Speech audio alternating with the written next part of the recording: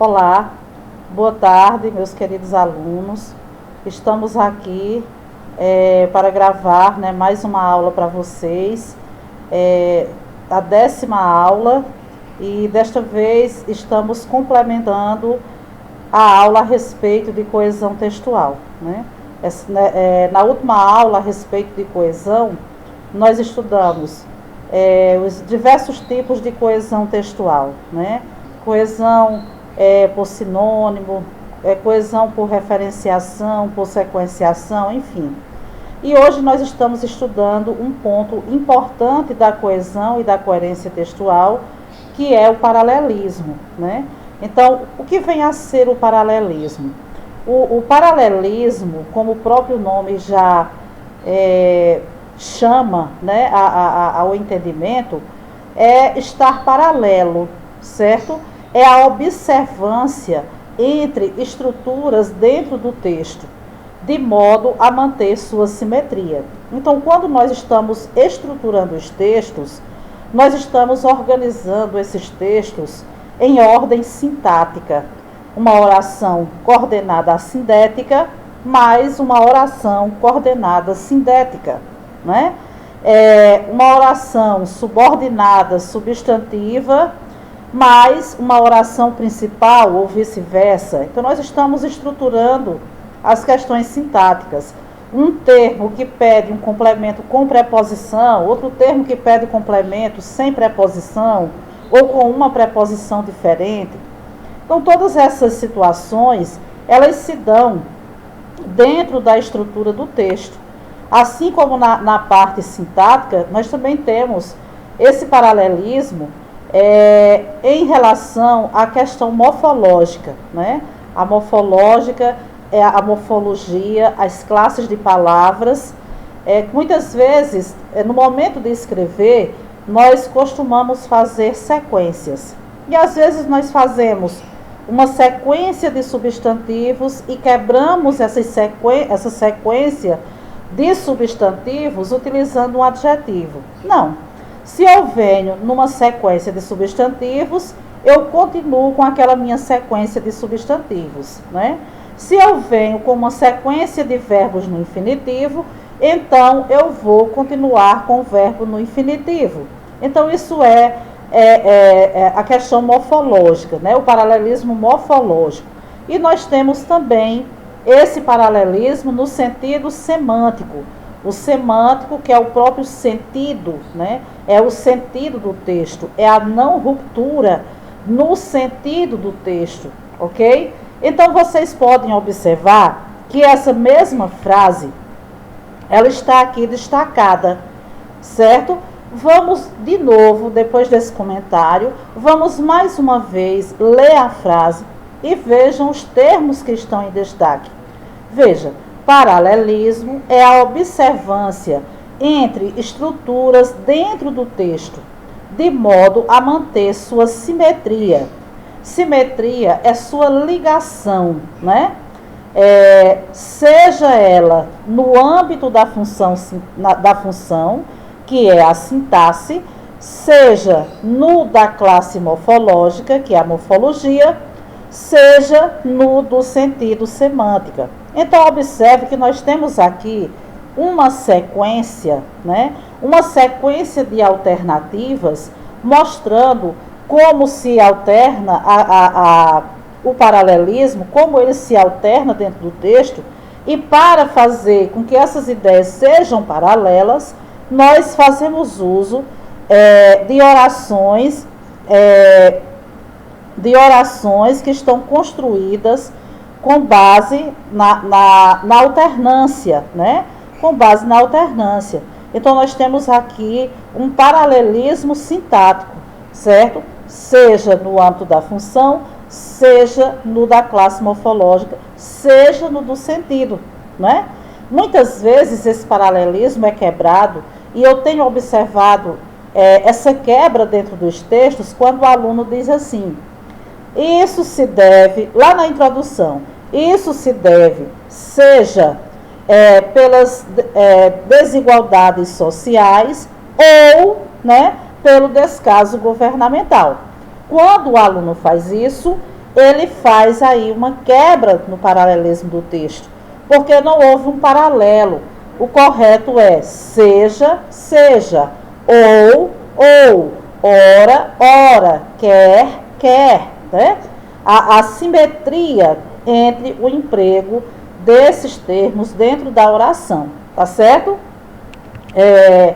Então, o paralelismo, ele acontece de três maneiras. O paralelismo sintático mantém a simetria na organização sintática dentro do texto. Nós já sabemos que a organização sintática é a relação lógica que existe dentro das palavras na construção, aliás, dentro da construção do período, né? É a lógica que existe entre palavras, entre períodos, entre orações, né? E que se constitui assim, tá certo? Os nossos parágrafos. Então, quando eu falo de sintaxe, eu falo da organização textual em termos de oração, eu falo da concordância, eu falo da regência, eu falo desses aspectos, certo? Veja bem, observem essa frase, né? Observe essa estrutura frasal, essa oração, aliás, esse período, né? Frase, oração e período. Lembre-se que nós estamos trabalhando bastante em relação a esse conhecimento, né? Tivemos aí umas 2 aulas em que nós trabalhamos essa importância de você, dentro da construção do parágrafo, aliás, do período, você saber articular, né, dentro dos períodos as orações e dentro do parágrafo os períodos, né? Então, isso é sintaxe, isso é a sintaxe da língua. Vejam esse exemplo. A situação dos brasileiros em relação à previdência social tornou-se insustentável. Quer eles queiram que a reforma aconteça ou não, todos sairão prejudicados. Então, perceba que uma frase bonita, né? Um período, aliás, um período bonito, né? Um período bem construído, quer eles queiram que a reforma aconteça ou não, todos sairão prejudicados. Uma verdade, né? Agora, o que está prejudicando esse período?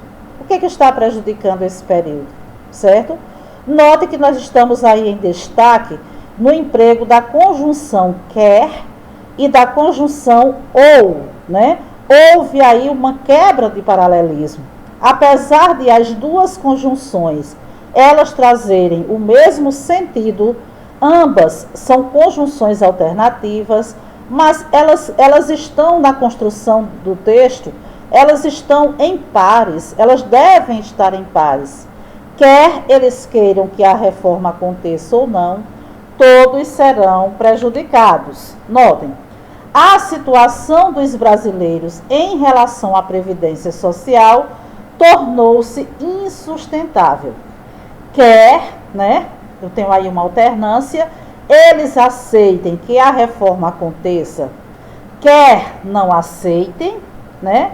Quer não aceitem, todos sairão prejudicados. Então, o paralelismo correto é o par quer, quer, né? E não quer ou.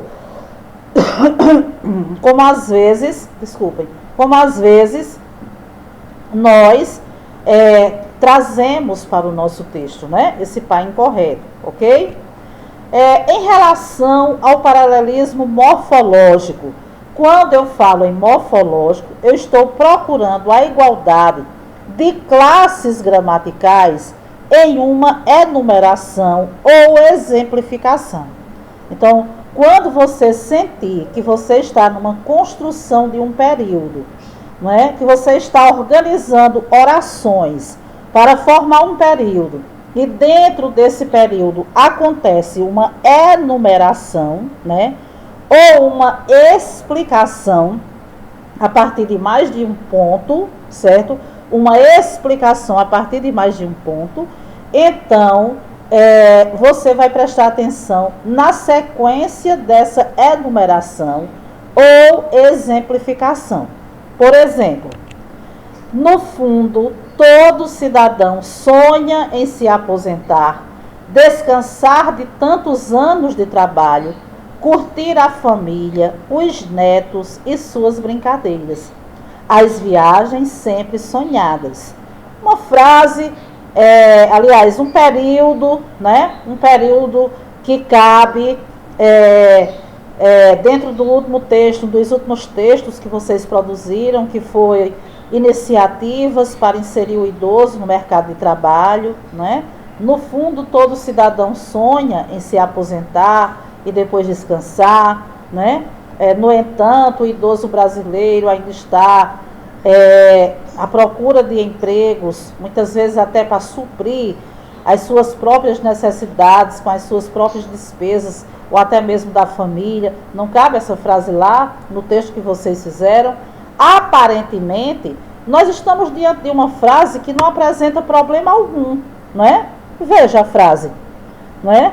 Agora, observem aqui uma sequência, eu estou aqui diante de uma sequência, de uma enumeração. No fundo, todo cidadão sonha em se aposentar, uma coisa, descansar de tantos anos, outra coisa. Então, eu vou ter aqui uma enumeração, né? Descansar de tantos anos de trabalho, curtir a família, uma terceira coisa, os netos, uma quarta, e suas brincadeiras, uma quinta. As viagens sempre sonhadas, né? As viagens, uma sexta coisa, sempre sonhadas. Note, todo cidadão sonha em se aposentar, um verbo. Descansar, outro verbo. Curtir a família, os netos e suas brincadeiras, outro verbo. As viagens, aqui nós já não temos mais um verbo. Aqui agora nós já temos um substantivo. O que foi que aconteceu aqui? Aqui houve uma quebra de paralelismo, né?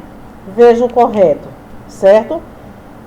No fundo, todo cidadão sonha em se aposentar.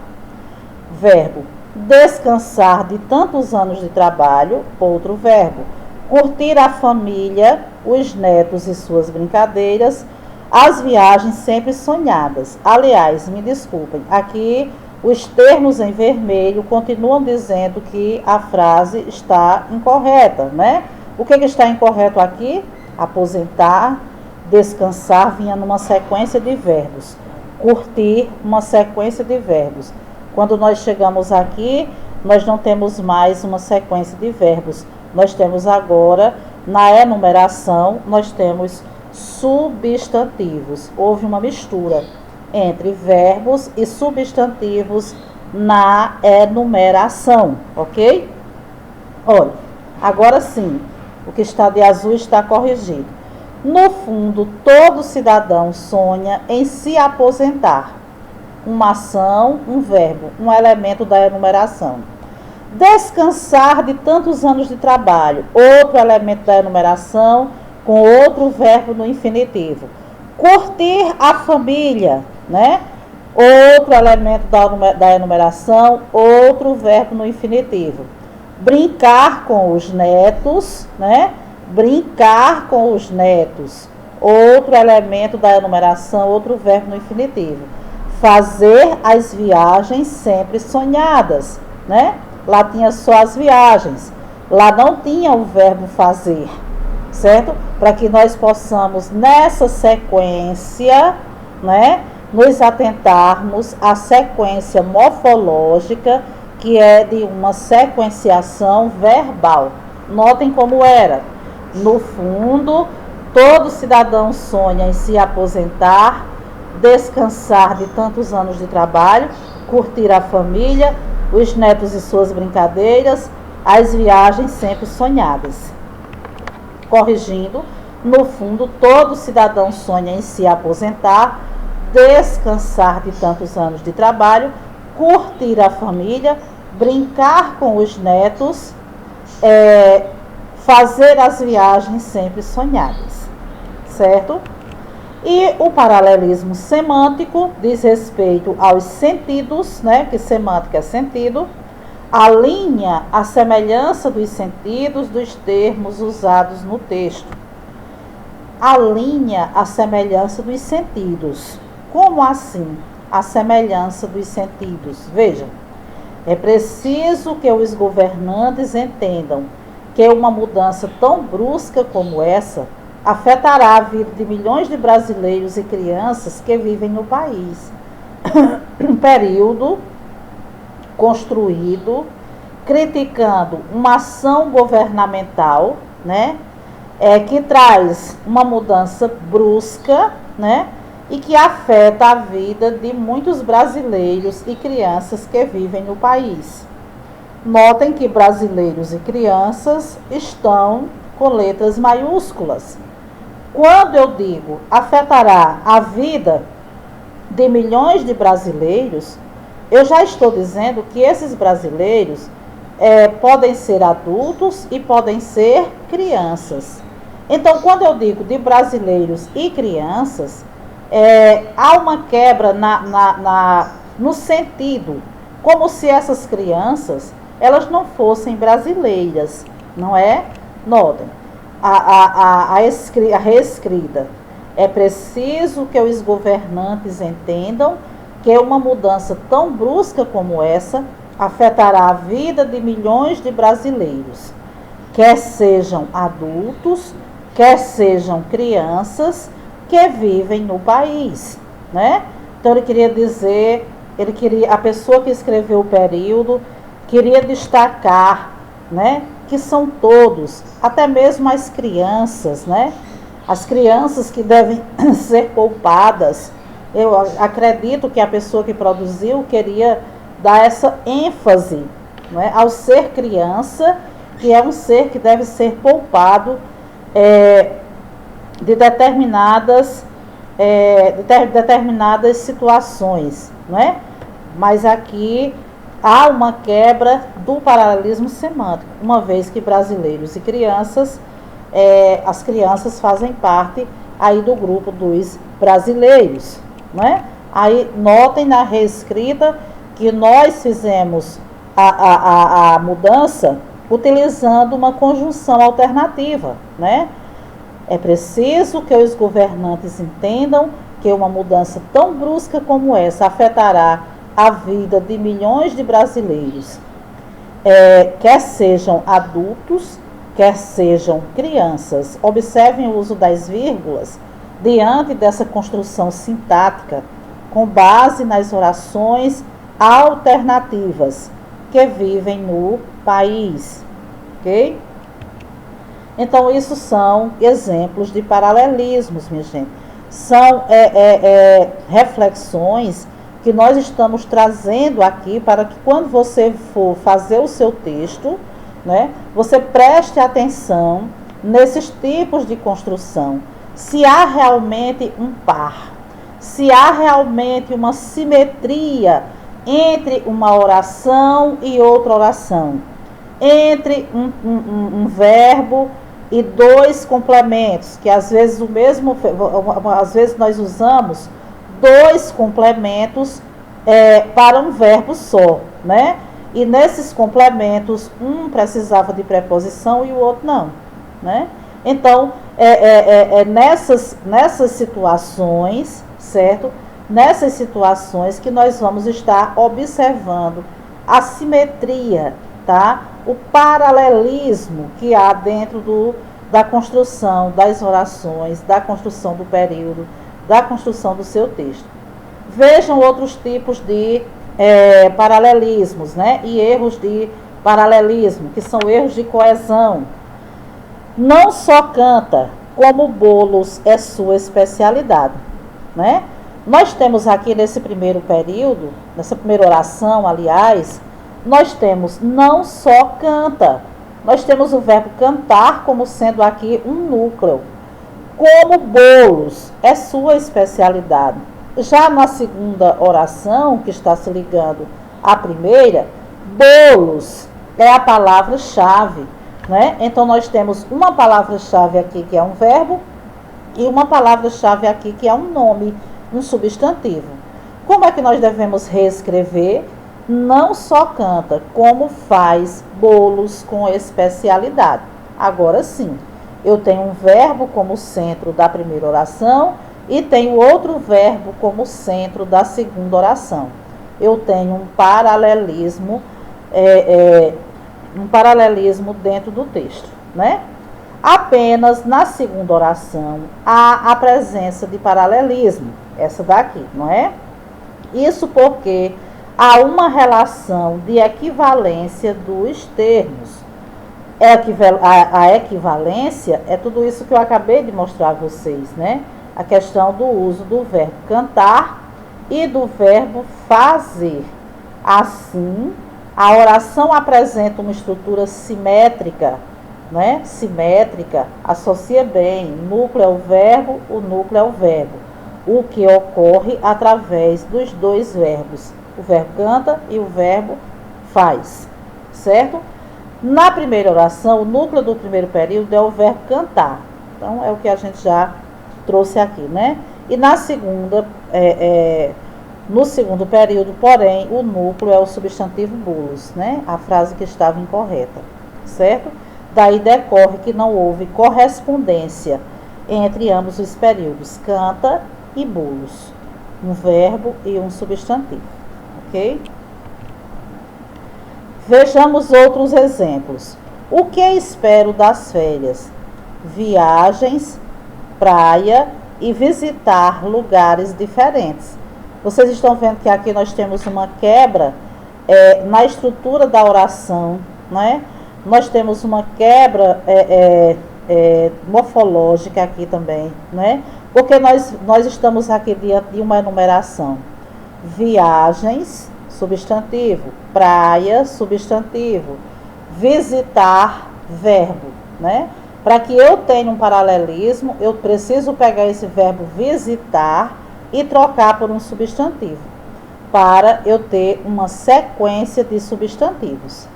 Há aqui uma quebra na estrutura da oração. A partir do momento em que se utiliza o verbo visitar, em vez de continuar a sequência morfológica, né? Substantivo, substantivo, verbo, com substantivos, ok? Então, o ideal seria: o que espero das férias? Viagens, praia e visitas a lugares diferentes, certo?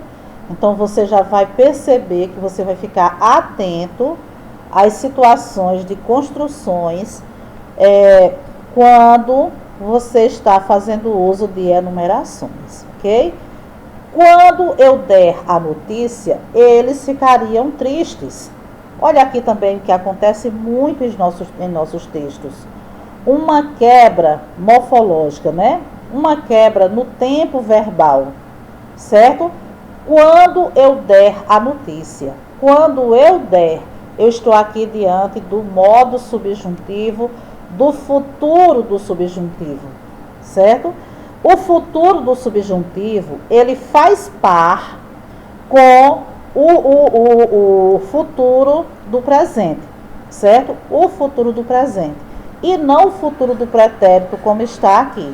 Veja, quando eu der a notícia, eles ficarão, e não ficariam, eles ficarão tristes, certo? Então, aqui há uma quebra desse paralelismo. Neste caso, ocorreu uma alternância nos tempos verbais. No primeiro período, nós temos o presente do subjuntivo, quando eu der, o que obriga que o verbo do segundo período, que é ficariam, esteja no futuro do presente, não é? E não no futuro do pretérito. Vamos recordar um pouco o futuro do presente. Eu ficarei, no futuro do pretérito, eu ficaria, né?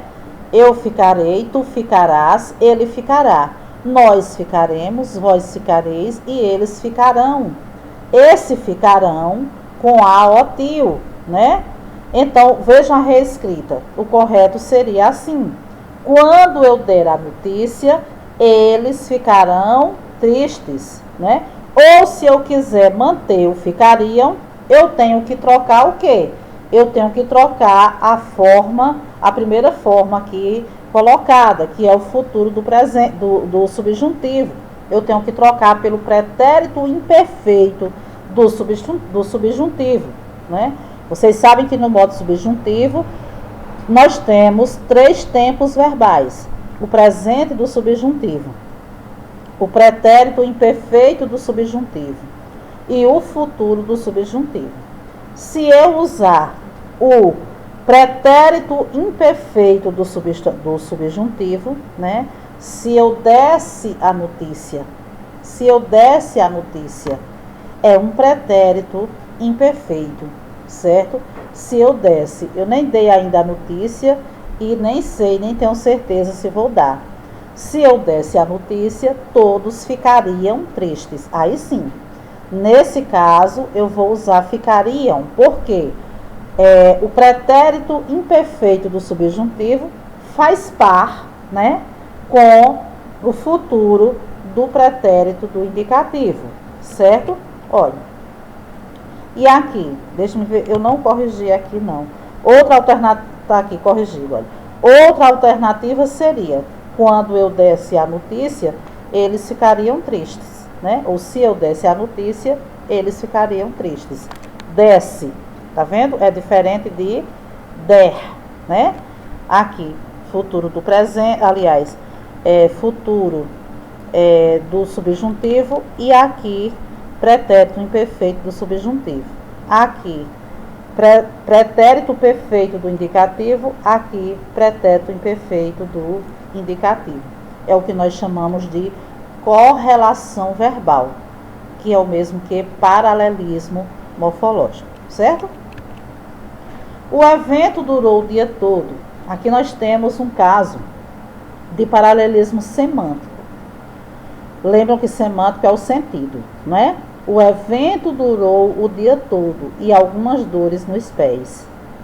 Perceba que aqui houve uma quebra, que eu considero aqui uma quebra proposital, né? Machado de Assis, no livro Memórias Póstumas de Brás Cubas, ele tem um paralelismo intencional, porque o paralelismo na literatura é um recurso, né? Enquanto que no texto dissertativo argumentativo ele deve ser evitado, porque ele faz com que seu leitor não sinta a fluidez na leitura daquele texto, né? No texto literário, ele é um recurso, faz com que o seu leitor perceba a intenção, né? O jogo com aquelas palavras. Machado de Assis, na obra citada, ele diz assim: Marcela amou-me durante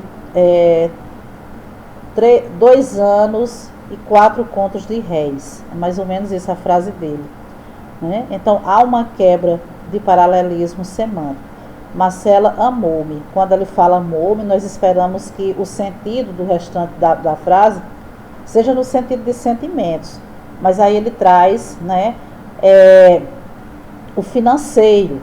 Então, há uma quebra na lógica, certo? Do sentido. Isso é um paralelismo. É como aqui. O evento durou o dia todo. Esperamos que a pessoa agora vá falar sobre se durou o dia todo, entrou na noite, acabou perto já era noitinha quando acabou, né? Espera essa sequência. Mas aí diz, e algumas dores nos pés, né? Houve essa quebra na continuação aqui. O sentido da oração foi interrompido. No que respeita à duração da festa, no que diz respeito à duração da festa, era esperado algo como: o evento durou o dia todo e adentrou a noite, por exemplo, né? Mas o evento durou o dia todo e algumas dores nos pés. Ou seja, precisava de outros elementos para que tivesse sentido algumas dores nos pés. Como o evento durou o dia todo, fiquei com algumas dores nos pés, ou então adquiri algumas dores nos pés, uma relação de causa e consequência, não é? O que não está aqui acontecendo. Aqui nós não estamos diante desses elementos que trazem essa causa e essa consequência, né? Como o evento durou o dia todo, como traz a ideia de causa, né? Consequentemente, adquirir algumas dores nos pés. Consequentemente, a consequência é diferente da construção que está aí. Um outro exemplo. Preocupado, perguntou o quanto a namorada gostava dele. Um exemplo parecido com o de Machado de Assis, né? Ela respondeu que gostava milhares de reais que ele tinha no banco. Ele esperava essa resposta? Não. Também neste caso, há ausência de paralelismo. A namorada deveria dizer que gostava muito ou pouco do namorado. Não faz sentido tentar estabelecer uma relação entre o valor sentimental e a quantia financeira, né? Então, aproveitar aqui essa parte do paralelismo que se dá aqui dentro da construção, né, do parágrafo, do período, certo? Aqui nós temos um período, né? Rompeu-se esse período, aqui, né? Preocupado, perguntou o quanto a namorada gostava dele. Terminou aqui o período, começou outro período, já falando de uma situação que não se esperava, né? O que eu vou falar agora não é uma quebra de paralelismo, é uma quebra de interação textual, é diferente, certo? Mas como está acontecendo nos textos que eu estou corrigindo, eu já vou também chamar a atenção para que vocês estejam atentos a essa questão, né? Preste sempre muita atenção ao tópico frasal. Às vezes o aluno diz que o problema da inserção, a dificuldade de inserção do idoso no mercado de trabalho devido à juventude, né? Devido à juventude. E aí espera-se que você fale no que a juventude tem a ver, né? Por que a juventude é a culpada disso? Por quê? Né? Aí, às vezes, na explicação do tópico frasal, né, na explanação do tópico frasal, aí o aluno diz que o idoso é vítima de preconceito porque o governo ele não amplia o acesso dessas pessoas às tecnologias de informação e comunicação para que essa pessoa possa ficar cada vez mais atualizada. Então veja uma ruptura, né? Uma falta de interação, uma falta de sequência lógica do diálogo. Eu dizer que o problema está na juventude e eu dizer que o governo não investe. Eu compreendo quando o aluno diz isso, porque o aluno quer dizer que essa falta de investimento do governo em tecnologias faz com que o jovem desperte um certo preconceito, né? Mas veja que ele não está dizendo isso. Afinal de contas, qual é o motivador? Quem é o motivador do problema? É o governo ou é o jovem? Então a gente precisa ter cuidado também nesse ponto interessante da competência 3, que é a parte de relacionar, selecionar, relacionar e interpretar, né, os fatos, os argumentos em defesa de um ponto de vista, certo? Em defesa de um ponto de vista. O tópico frasal, ele traz um ponto de vista que vai ser argumentado dentro do próprio parágrafo em que ele está inserido. Eu tenho que fazer essa articulação, né? Tenho que fazer essa articulação. Mas foi só um parêntese que foi aberto aqui para que nós possamos corrigir, né, determinadas falhas no nosso texto, certo? Casos frequentes em que nós às vezes erramos. Eu vejo muitas incorreções nos textos em relação a esse par. Não só, mas também. Tenho corrigido bastante o emprego desse paralelismo, esse par dentro das construções. Você está vendo aí não só reticências, mas também. Isso quer dizer que não só é um par com mas também.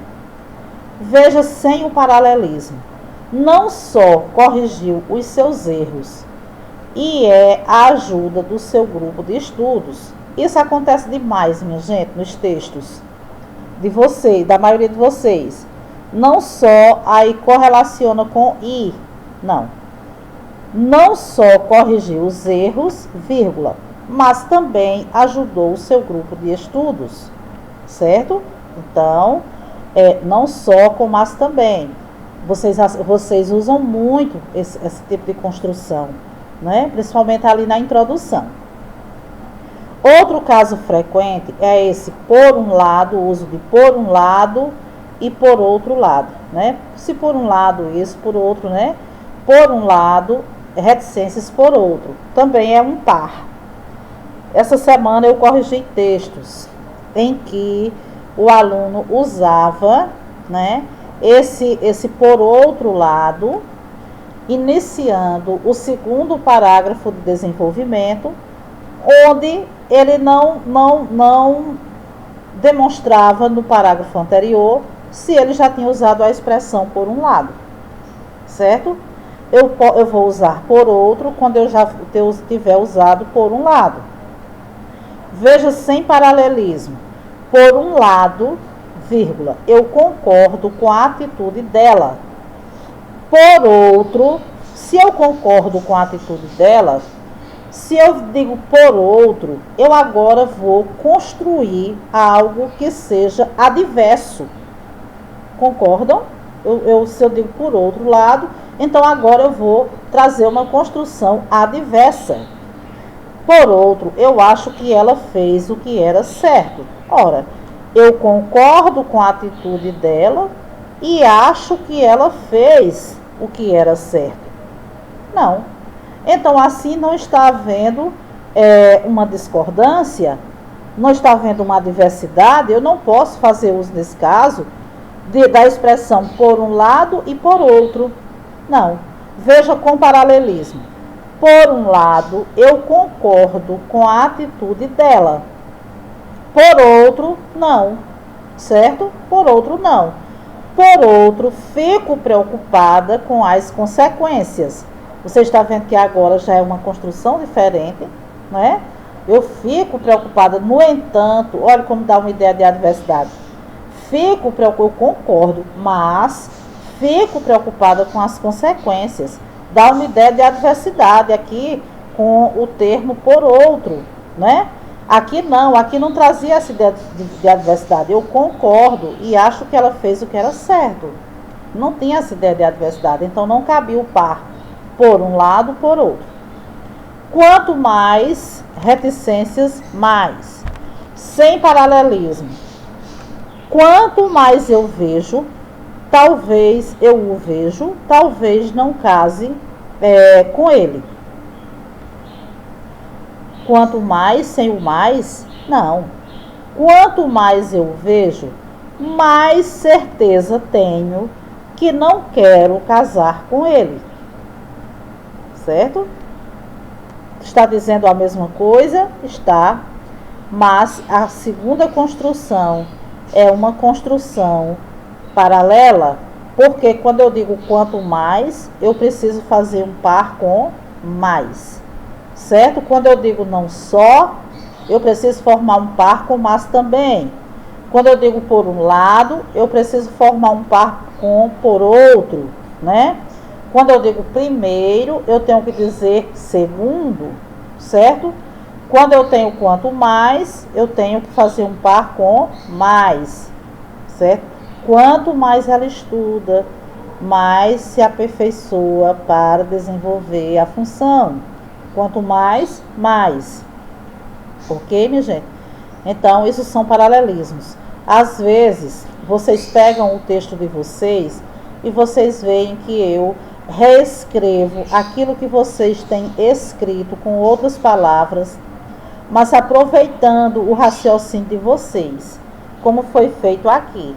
Quando eu faço isso, é porque normalmente há uma quebra de paralelismo. E eu estou mostrando a vocês como é o correto fazer, né?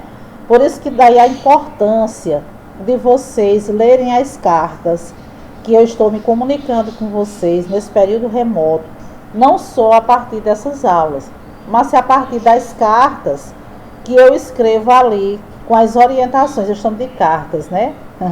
Não são cartas, são orientações que eu coloco ali no finalzinho do seu texto, ou então no interior do seu texto, para que você pegue um caderno, vá reescrever, né? E aí quando você for fazer o próximo texto, esse tipo de construção eu fiz e eu tive que corrigir. Deixa eu olhar como é, né? Tanto também é um par que é usado com quanto, sem paralelismo. Tanto foram convidados adultos e crianças. Não. Tanto foram convidados adultos quanto crianças, né? Quanto crianças. Ora, ora, seja, seja. Nós já estudamos bem no início das nossas apresentações. Ora, faz os deveres, mas não faz tudo. Ora com mas, não. Ora, ora. Ora faz os deveres, ora não faz. Ok? Se você quiser usar mas não faz, tem que mudar esse ora aqui, tá? Porque se você usar ora, é ora, ora. Se você usar seja, é seja, seja. Certo? Não e nem. Outro paralelismo. Não com nem. Sem paralelismo. Não posso contar para o patrão. Provavelmente para a patroa. Não. Não posso contar para o patrão, nem para a patroa, né? Não posso fazer isso, nem aquilo, certo? Esse nem antecipado de uma vírgula, não é? Primeiro e segundo, sem paralelismo. Primeiro, porque eu não como carne. Segundo, porque eu sou vegetariano. Você veja que não é fácil, né? Vejam que não é fácil nós percebermos o paralelismo, né? Primeiro, porque eu não como carne. Segundo, porque eu sou vegetariano. Dá uma ideia de duas coisas, minha gente, diferentes. Se eu não como carne, eu sou vegetariano. Então não precisa dizer primeiro porque eu não como carne, segundo porque eu sou vegetariano. Não, houve uma quebra aí, é um paralelismo aqui, né? Um paralelismo semântico, certo? Que precisa ser corrigido. Com paralelismo. Primeiro, vamos sair hoje à noite, vamos a um churrasco? Não. Primeiro, porque eu não como carne. Segundo, porque não quero sair com você, né? Ou então, primeiro, porque eu não como carne. Segundo, porque eu estou estudando. Primeiro, porque eu não como carne. Segundo, porque eu já tenho um compromisso. É uma coisa diferente. Se eu tenho um primeiro, um segundo já passa a ser diferente, certo? Veja essa frase. Ele, Dr. Paz de Barros, afirma que a pobreza no Brasil é erradicável. Para fazê-lo, né, para erradicar essa pobreza, são necessárias duas coisas. Se são necessárias duas coisas, ele pode dizer, primeiro, decidir que é isso que se quer. É a primeira coisa a fazer. Decidir que é isso que se quer. Que realmente quer erradicar a pobreza.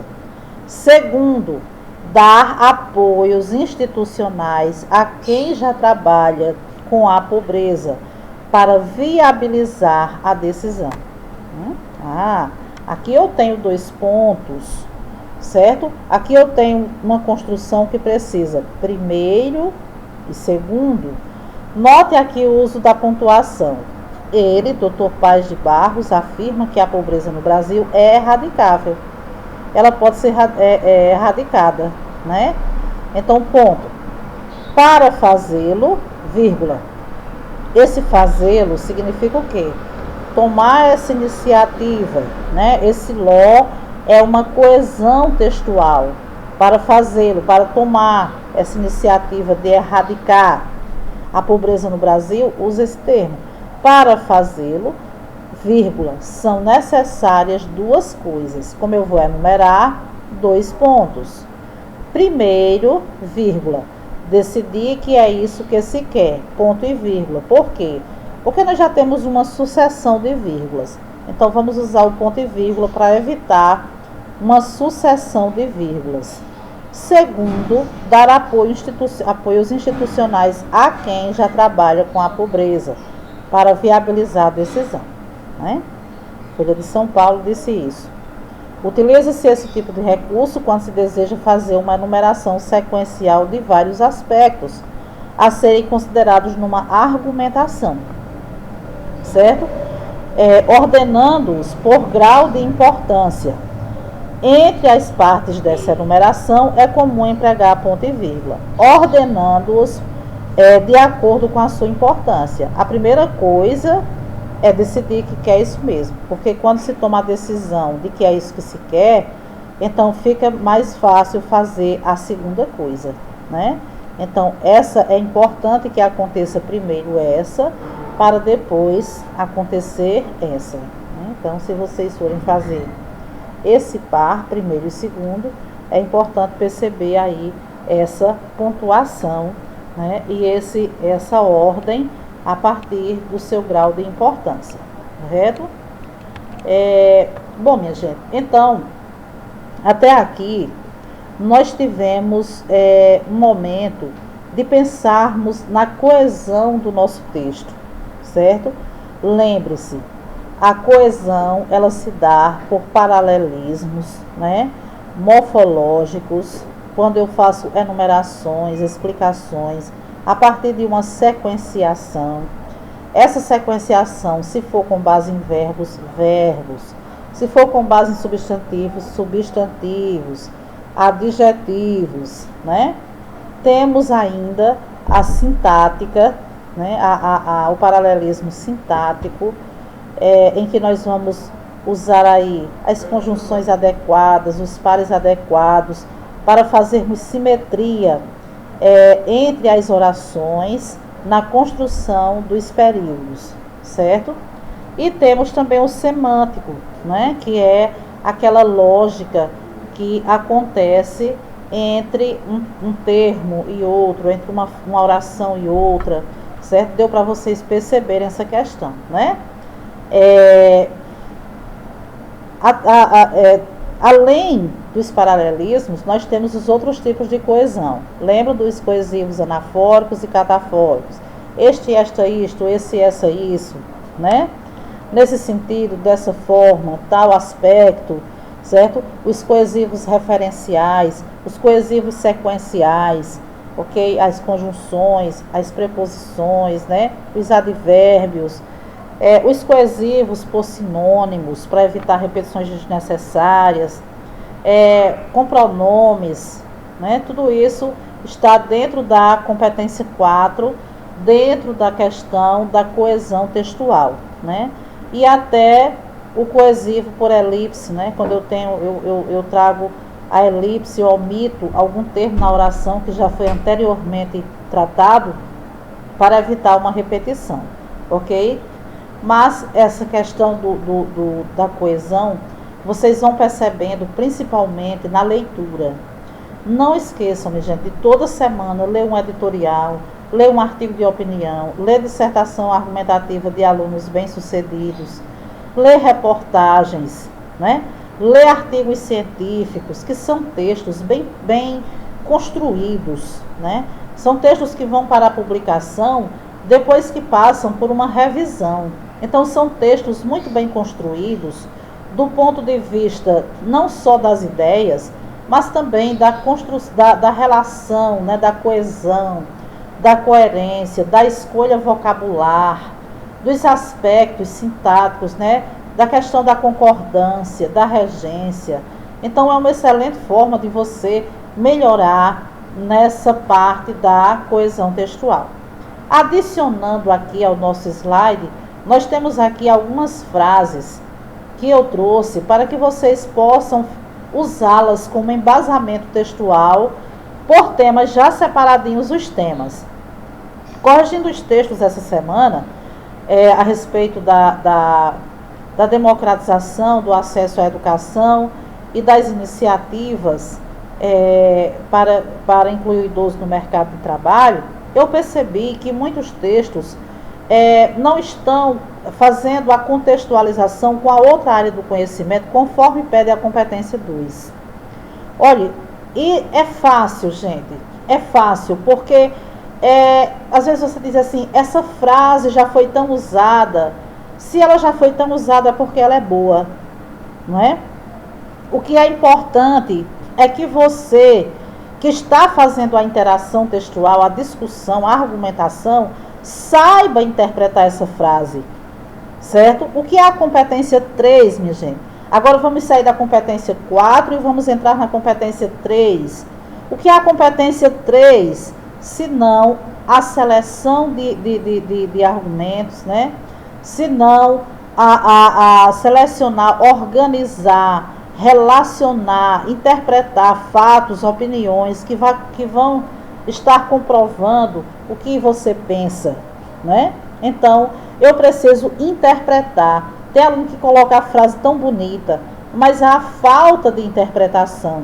A interpretação, ela acontece muitas vezes quando você dá uma pequena explicada na frase, sabe? Mostrando que ela não se aplica com aquele contexto social, ou então que há uma estreita relação entre a frase e aquele contexto social, né? Nessa frase de Paulo Freire, por exemplo, porque quem quiser contextualizar problemas que digam respeito à negação de uma educação de qualidade, se embase em Paulo Freire, que você está muito bem acompanhado, né?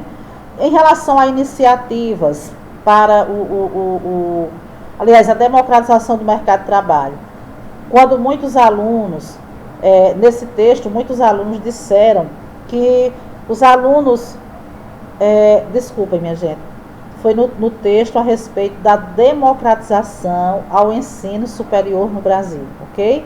O texto cujo tema era a democratização do acesso ao ensino superior no Brasil. Então, nesse texto,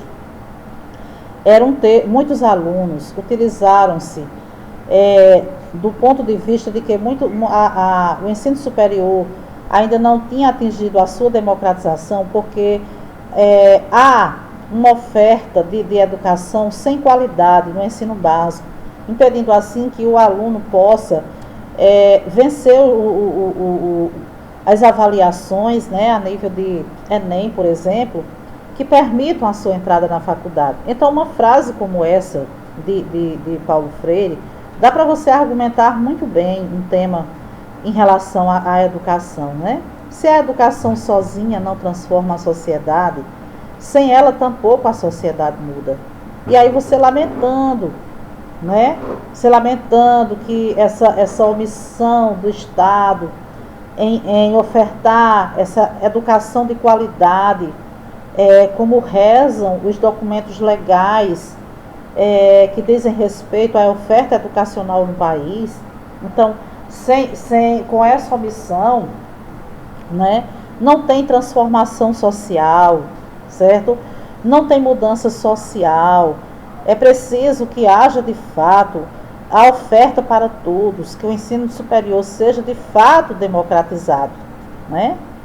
Então, não só quando o tema for, essa é uma frase a ser usada, não só quando o tema for direcionado à questão da educação em si, né? Às vezes o tema é bullying, às vezes o tema é o desrespeito à liberdade de expressão com discursos de ódio nas redes sociais, às vezes o tema é a pobreza extrema, a fome, né? Às vezes é um tema de desigualdade social que advém das poucas oportunidades de acesso à educação. Então, para esses temas, você pode dizer que a oferta,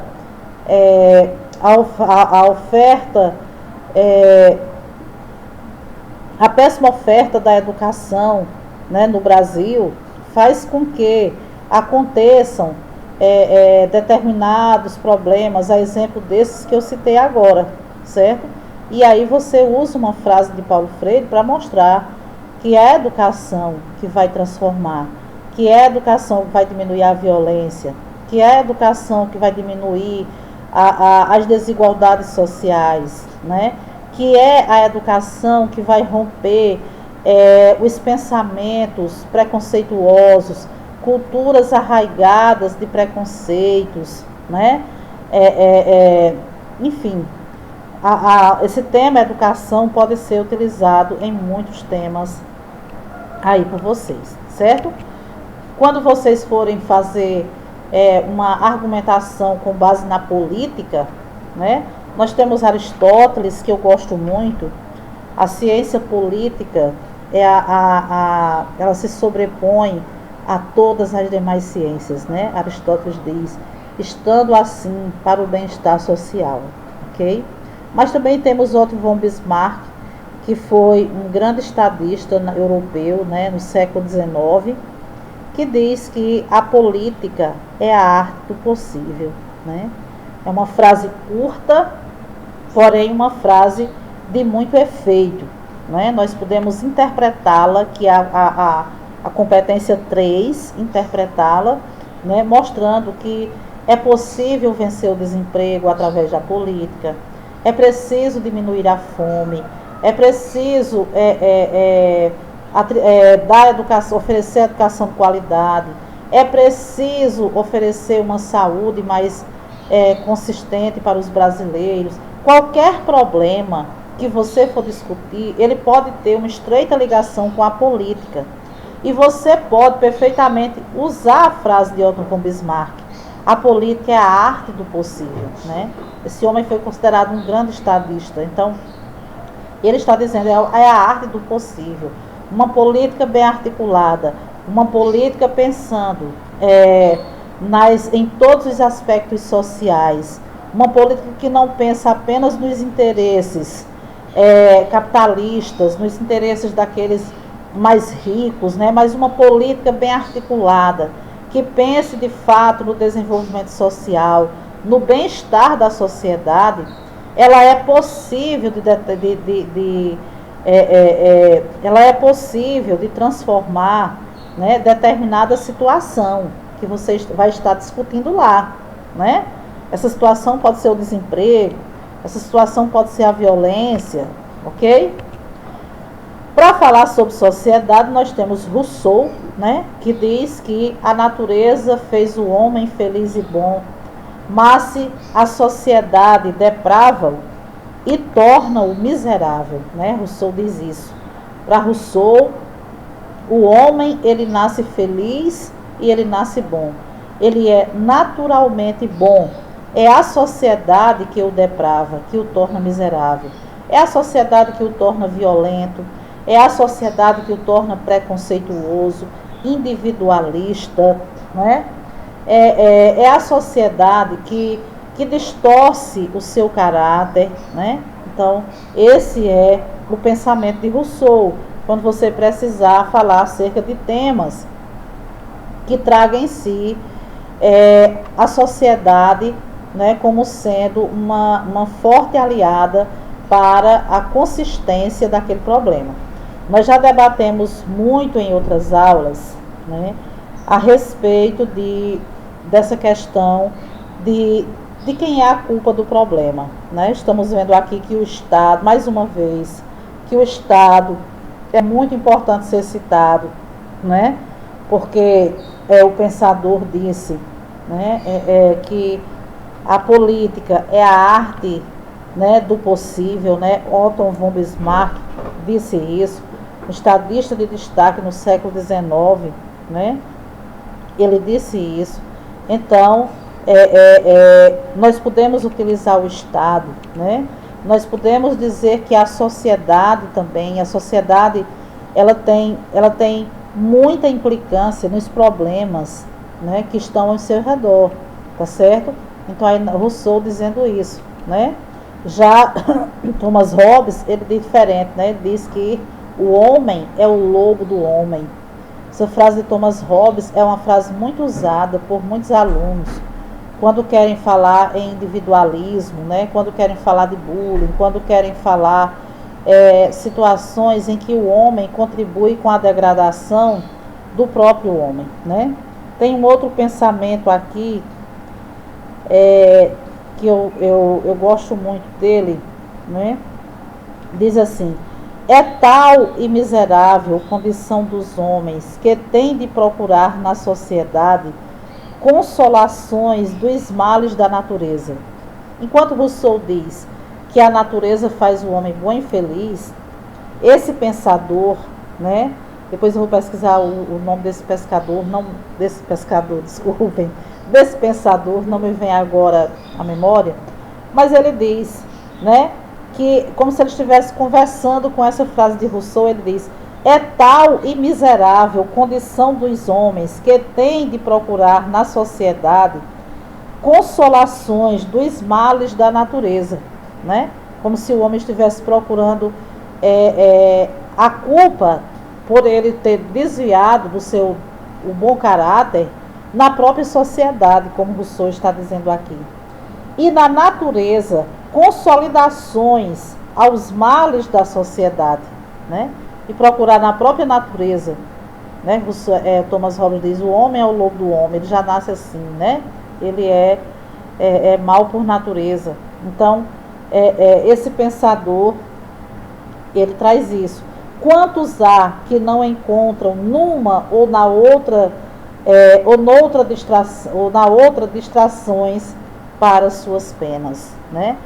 Quantos homens existem que procuram ou na natureza, ou na sua própria natureza, né, de ser um lobo, ou então na outra, que é a sociedade, né, distrações para suas penas. Eu gosto desse pensamento, né, como se houvesse aí, né, na interpretação dessa frase, ela quer dizer que há aí uma espécie de desculpa, né? Uma espécie de desculpa. Eu estou sendo incoerente dentro da sociedade, mas eu encontro razões para isso na natureza, ou então eu encontro razões para isso na própria sociedade, né? E esse pensador, ele o nome dele é Nicolas, está aqui o nome dele, Nicolas Chamfort, né? Nicolas Chamfort foi poeta, jornalista e moralista francês, né? Então, se vocês quiserem pesquisar essa frase, também é uma boa frase. É tal e miserável condição dos homens que têm de procurar na sociedade consolações dos males da natureza, e na natureza consolações aos males da sociedade. Quantos há que não encontram numa ou noutra distrações para suas penas, né? Então, muito importante. Globalização, né? Quem quiser também, aí nós temos a frase: a globalização encurtou as distâncias métricas, aumentando muito mais as distâncias afetivas, né? Quando nós quisermos falar aí de uma sociedade individualista, né? Mostrando que a sociedade considerada a sociedade da comunicação, né? Os equipamentos, a tecnologia da informação e da comunicação possibilitou para nós uma gama de oportunidades de comunicação. Mas, ao mesmo tempo que nós temos essa disponibilização dessa facilidade, nunca estivemos tão distantes, né? Nós estamos presenciando agora na prática, nesse período de pandemia, nós estamos vivenciando essa frase, certo? Todos nós estamos nos comunicando a partir dos aparelhos tecnológicos, né? Das tecnologias de comunicação. No entanto, né, nunca estivemos tão distantes no sentido do afeto, no sentido do estar junto, né? No sentido Estarmos realmente com o outro, perto do outro, né? Essa semana, salvo engano, foi no Fantástico, foi no Jornal Nacional,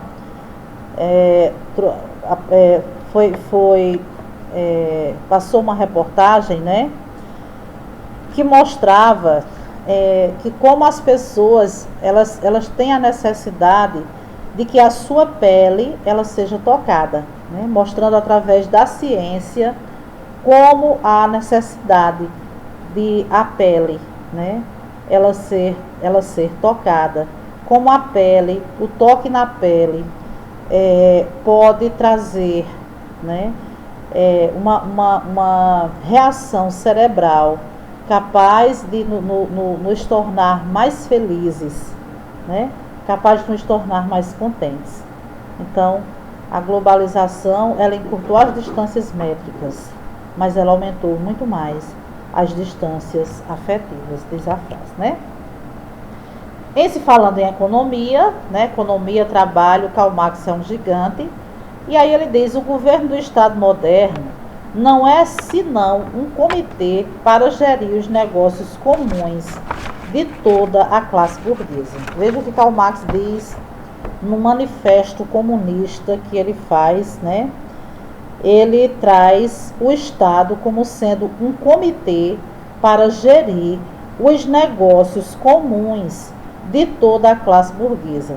Então a frase é uma frase retórica, é uma frase que por si só ela fala, né? Está dizendo que o Estado não é a arte do possível, como já foi dito lá atrás por Otto von Bismarck, né? Mas está dizendo que o Estado é um comitê para gerir os negócios comuns de toda a classe burguesa, certo? Sem ter como foco principal a sociedade, né? A vida social, as questões sociais que são mais urgentes, né? Como o desemprego, como a desigualdade social, né? A miséria, certo? O saneamento básico, tá? As faltas de oportunidades de formação, de acesso à saúde, de acesso à moradia, né? Como se o Estado estivesse se isentando desse seu papel, né? Como a ciência estivesse deixando de ser ciência política, deixando de ser ciência para ser um comitê para gerir os negócios comuns de toda a burguesia. Um Estado preocupado com o capital, um Estado preocupado com o lucro, né? E esse Estado que se preocupa com esses negócios de toda a classe burguesa é um Estado que vai esquecer das necessidades das outras classes mais vulneráveis, né? É a interpretação que fazemos dessa frase de Karl Marx. Darcy Ribeiro, que eu gosto muito, antropólogo, político, né? Ele diz que o Brasil, quando nós somos falar de desigualdade social, o último país a acabar com a escravidão tem uma perversidade intrínseca na sua herança, que torna a nossa classe dominante enferma de desigualdade e descaso. Uma frase maravilhosa, simples de ser interpretada, de ser compreendida, né? Existe uma perversidade que já está na herança, na cultura do povo brasileiro. Haja visto termos sido os últimos a acabar com a escravidão. Então a perversidade é uma característica dessa sociedade, né? E como sendo perversa, né, a nossa classe dominante, ela está enferma, né? Ela está doente, contribuindo para que haja cada vez mais a desigualdade, né? Para que haja cada vez mais brasileiros abaixo da linha de pobreza, para que haja cada vez mais o descaso, o abismo social, né? O país que aos poucos tem muitos e muitos tem poucos, muitos tem pouco, né? Claro que vocês não vão usar esse jargão, só para fazer aqui uma comparação, certo?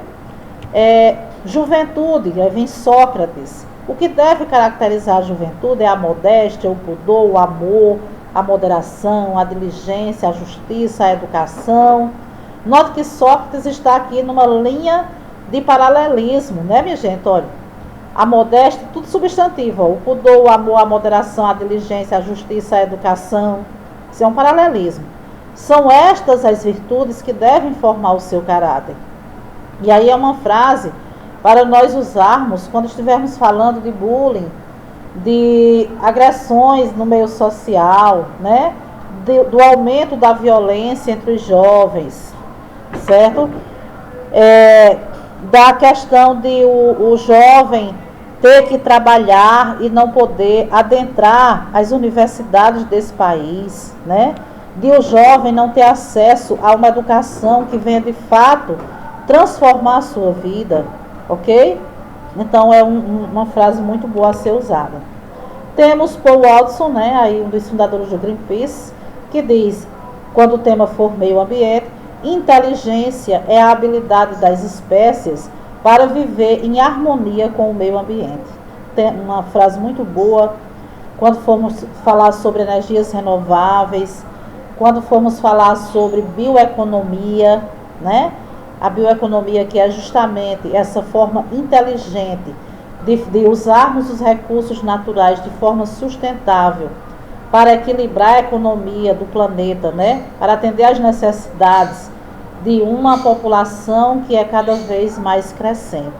Então, inteligência é essa habilidade das espécies para viver em harmonia com o meio ambiente. Preconceito, nós temos o Paulo Altran, que é um autor, né, que teve uma vida consagrada à cultura, e ele diz que todo preconceito é fruto da burrice, da ignorância, e qualquer atividade cultural contra preconceitos é válida, né? Então ele diz que o preconceito, ele é fruto da ignorância, certo? Vocês falaram muito sobre preconceito nesse texto dos idosos, né, da inclusão dos idosos no mercado de trabalho. Falaram muito sobre preconceito. A maioria dos textos falava sobre preconceito. E de fato é pertinente falar sobre preconceito nesse tema, né? E teve texto que não contextualizou. Olha aqui uma frase boa, né? Isso é fruto da ignorância. É porque as pessoas ignoram, elas desconhecem. Ignorar aqui é desconhecer. As pessoas desconhecem a potencialidade. Elas se baseiam em estereótipos de que a terceira idade não tem mais habilidades, né? Não tem habilidades e tal. Mas isso é fruto da ignorância, certo? As pessoas não reconhecem, a sociedade não reconhece o valor que tem a experiência, né, da pessoa da terceira idade, não reconhece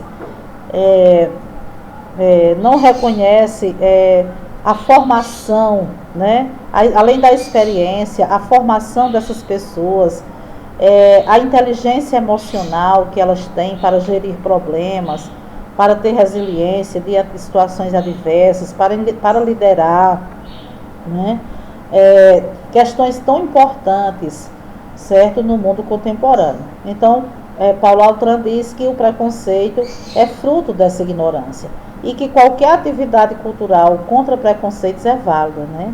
Qualquer atividade cultural, seja o teatro, seja o cinema, né? Qualquer atividade cultural, seja a dança, certo? É válida contra o preconceito, né? Relações humanas, nós temos Virginia Woolf. Virginia Woolf é uma escritora e ela diz assim: de tudo que existe, nada é tão estranho como as relações humanas, com suas mudanças, sua extraordinária irracionalidade. Frase muito boa, né? Porque, minha gente, é irracional ser violento, né? É irracional que o homem violente a mulher. É irracional que esteja aumentando o número de abusos sexuais contra crianças e adolescentes. É irracional você ser intolerante, ser preconceituoso com o imigrante, né, com o indígena, com a religião do outro, com a escolha sexual, né? Enfim, é irracional determinadas relações humanas pautadas pautadas em preconceitos, não é? Em desrespeitos, em atitudes antiéticas, ok? Então, ela traz aí, nessa questão das relações humanas, né?